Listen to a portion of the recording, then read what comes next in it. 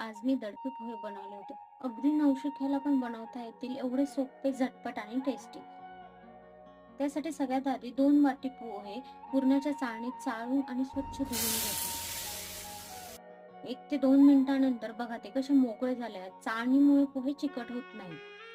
आता ते एका भांड्यात काढले. त्यात चवीनुसार मीठ घातले आणि तडका पॅनमध्ये साधारण 2 चमचे तेलात मोहरी तडतडली की जिरं, कढीपत्ता, हिरवी मिरची, शेंगदाणे टाकून मिक्स केले. ही फोडणी पोह्यात घातली आणि बारीक चिरलेली कोथिंबीर घालून पोहे मिक्स केले. आता अगदी थोडंसं लाल तिखट आणि पिठी साखर घालून मिक्स केले. हे ऑप्शनल आहे. तुम्हाला जर आवडत नसेल तर स्किप केले तरी चालेल.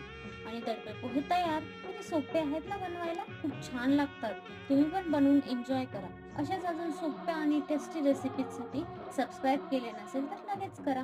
भेटूयात आपण पुढच्या व्हिडिओत. बाय.